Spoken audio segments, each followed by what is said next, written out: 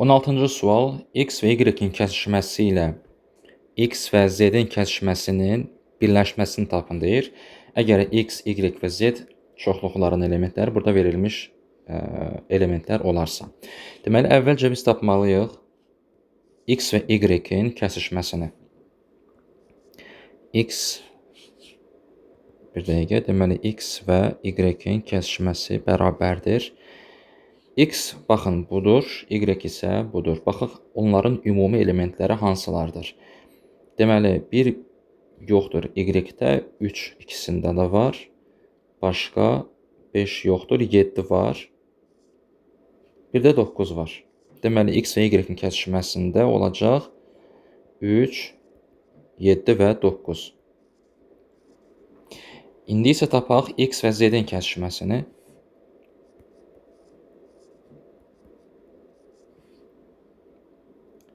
Buranı silək. X və Z-in kəsişməsinə fikir verək ədədlərinə, deməli, hansı elementlər var?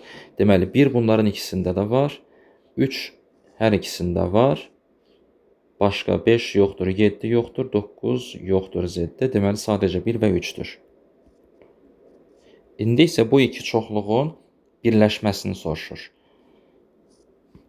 Yəni, deməli, X və Y-in kəsişməsi birləşmə X və Z-in kəsişməsi bərabərdir. Yəni, bu ikisini sadəcə bu iki çoxluqda olan elementləri hamısını sadalamaq lazımdır, amma bir dəfə, hər elementi bir dəfə yazmaq lazımdır. Olacaq, deməli, 1, 3, ən kiçikdən başlayırıq yazmağa. Deməli, 1, 3, 7 və 9. Cavablara baxaq. 1, 3, 7 və 9 hansıdır? A bəndidir. 17-ci sual. Fx bərabərdir -3/2 sinus x funksiyası bu verilmiş aralıqlardan hansında artandır? Əvvəlcə əsas funksiyaya baxaq. Bizim funksiyamız fx bərabərdir -3/2 sinus x-dir. Burada əsas funksiya bizim nədir? Sinus x funksiyasıdır. Sinus x funksiyası normalda adətən deməli pi böl 2-dən 3pi böl 2-yə qədər azalandır. Deməli pi böl 2-dən 3pi böl 2-yə qədər, baxın, bu aralıqda sinus x funksiyası azalandır. Müsbət 1-dən mənfi 1-ə qədər azalır. Ancaq bu sinus x funksiyasını biz vurmuşuq mənfi bir ədədə. Funksiyanı mənfi ədədə vuranda azalan olan aralıqda artan olur, artan olan aralıqda isə azalan olur funksiya. Deməli, bu sinus x funksiyası pi böl 2-dən 3pi böl 2 aralığında azalan olduğu üçün -3/2 sinus x funksiyası, deməli -3/2 sinus x funksiyası isə həmin bu aralıqda, yəni pi böl 2, 3pi böl 2 aralığında olacaq artan. Bizə də elə onun artan olan aralığı lazımdır. İndi biz baxmağımız lazımdır. Bu verilmiş A, B, G və D bəndlərindən hansı aralıq, yəni baxın, bu aralığa düşəcək. Yəni bunun içində yerləşəcək. Bunu tapmaq üçün gəlin belə bir şey edək. Əvvəlcə yuxarıda yazıram, deməli bizim bu funksiyamız pi böl 2-dən, dedik ki pi böl 2, 3pi böl 2 aralığında artan olacaq. Bu funksiyanı, yəni aralıq fikir verin ədədlərə, aşağıda məxrəcdə 2 var. Cavablarda isə 2, 3, 6, yəni sadəcə 2, 3 və 6 ədədləri var. Və bunların ortaq məxrəci, ən kiçik ortaq bölünənləri 6 olduğu üçün gəlin bunların hamısını ortaq məxrəci, yəni 6 məxrəcinə gətirək ki, rahatlıqla görə bilək hansı aralıqda, yəni hansı bu verilmiş aralıqlar bir digərinin içində olacaq, daha rahat görəcək onda.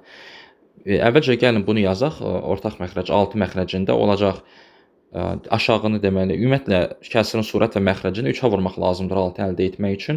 Ona görə də aşağıda 2 dəfə 3, 6, yuxarıda pi vurulsun 3, edəcək 3pi.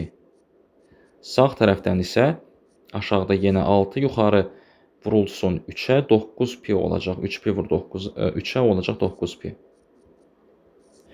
Yaxşı, indi bu hissəni silirəm. və başlayaq bir-bir hər bir aralığa fikir verək. Əvvəlcə başlayaq A bəndindən. Baxın, burada mənfi ədədlər verilibdir. Yəni, gəlin bu aralıqda, yəni iki tərəf də mənfi olduğu üçün bunun üzərinə 2pi, yəni dövrü, yəni sinus x funksiyanın dövrü 2pi olduğu üçün əgər biz bu aralığın sağ və sol deməli nöqtələrin üzərinə 2pi gəlsək, eyni aralıq olacaq. Ona görə də rahatlıqla biz bunun üzərinə 2pi gələ bilərik. Olacaq deməli sol tərəfdən 2-də 9pi üstə gəl 2pi. İndi bu 2pi-ni gəlin belə yazaq.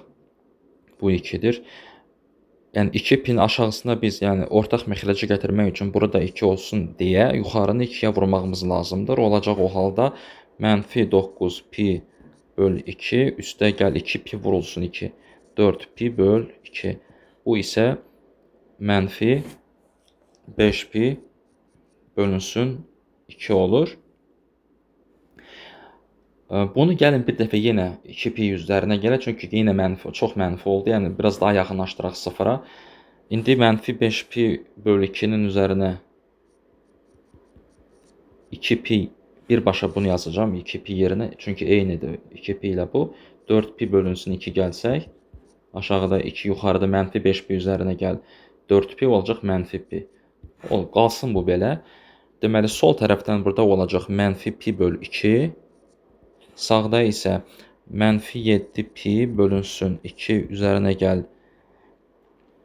Nə gələk? Birbaşa deməli 2 dəfə biz 4pi böl 2 gəldik də bunun üzərinə. Deməli belə yazacaq. Bunu o halda 8pi böl 2. Yəni 4pi böl 2 üstə gəl 4pi böl 2.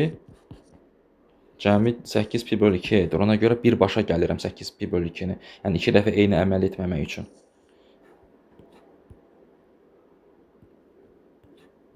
Bərabərdir. Aşağıda 2, yuxarıda mənfi 7pi üzərinə gəl. 8pi olacaq pi. Deməli sağ tərəfdən pi böl 2-dir. İndi bu yazdığımızı silək buradan.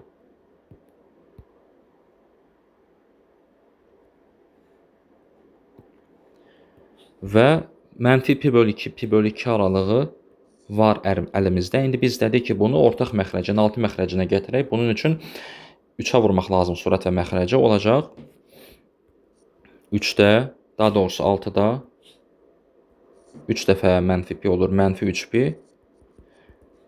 Burada 6-da 3 dəfə pi, 3pi olur. İndi gəlin müqayisə eləyək. Yəni bu aralığa düşür ya yox. Mənfi 3pi böl 6 mənfi ədəddir. Yəni bu 3pi böl 6, 9pi böl 6 aralığına düşə bilməz. 3pi sadəcə bunların ortaq nöqtələri 3pi böl 6-dır. Qalan hissədə bunlar tamamilə kəsişməzdilər. Ona görə də A bəndi doğru cavab ola bilməz. Keçək B bəndinə. B bəndində yenə mənfi ədədlər var. Gəlin əvvəlcə bunun üzərinə biz 2pi gələk.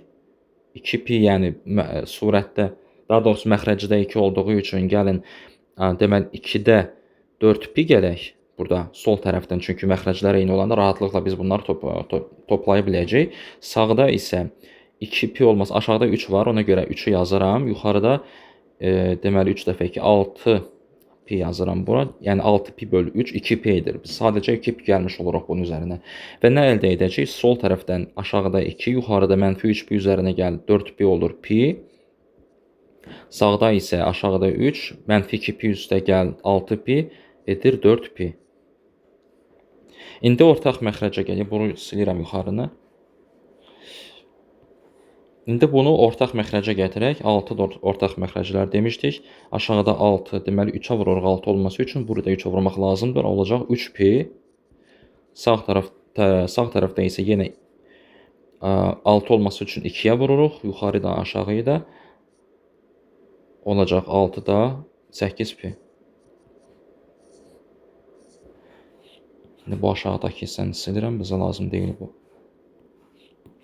Və müqayisə ilə yenə baxaq. Deməli 3pi böl 6, 8pi böl 6 bu aralıqdadırmı yoxsa yox? Bəli, tamamilə baxın sol tərəfdən üst-üstə düşür. 3pi böl 6. 8pi böl 6 isə 9pi böl 6-dan kiçik olduğu üçün Bu aralıq tamamilə bizim deməli verilmiş bu aralığın daxilindədir, içində yerləşir. Ona görə də bu B bəndi doğru cavab olacaq. Qalanlarını yoxlanmağa ehtiyac yoxdur. Yəni bir-bir bu elədiyimiz prinsiplə yoxlaya bilərsiniz və görəcəksiniz ki, tamamilə bu aralığın içinə daxil olmayacaq. Ona görə də doğru cavab birbaşa B bəndidir. 18-ci sual. Deməli, kvadratın daxilinə çəkilmiş deməli, arxeologiya rəğmət deməm, kvadrat şikaxazuli tris. Bəli, kvadratın daxilinə çəkilmiş çevrə var. Gəlin bunu çəkək.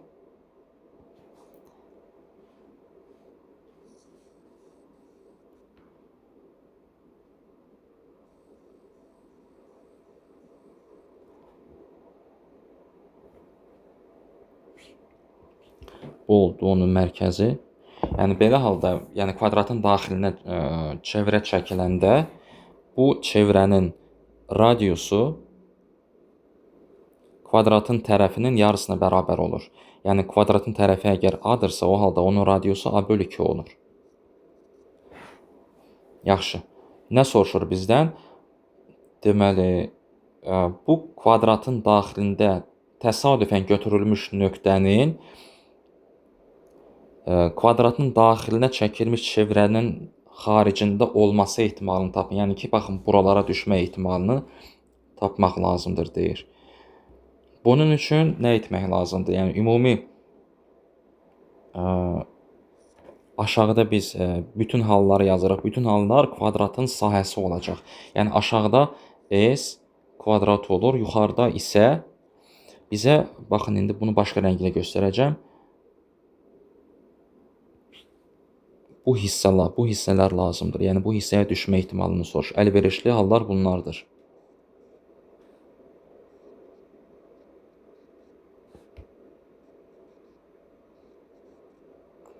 Bu isə nəyə bərabərdir? Sadəcə kvadratın sahəsindən çevrənin sahəsini çıxmaq lazımdır. S kvadrat çıxılsın S üçbucaq, daha doğrusu çevrə bərabərdir. Kvadratın sahəsi A-nın kvadratıdır. Yuxarıda yenə kvadratın sahəsi A kvadrat çıxılsın. Çevrənin sahəsi isə pi kvadrat. Yəni radiusun kvadratı vurulsun pi-yə. Radiusun bizim A/2-dir. A/2-nin kvadratı vurulsun pi. Bərabərdir. A kvadrat çıxılsın. Mötərizəni açsaq, A kvadrat böl 4 olur.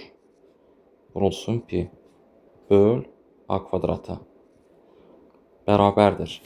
İndi burada A kvadratı mötərizə xaricinə çıxartsaq surətdə nə qalacaq? 1 çıxılsın pi böl 4. Aşağıda da A kvadrat. A kvadratlar ixtisar gedəndə qalacaq. Yuxarıda yazaq bunu. Elə birbaşa neysə yerləşər burada yazaq. 1 çıxılsın pi böl 4 qalır. Doğru cavab da olur deməli D bəndi.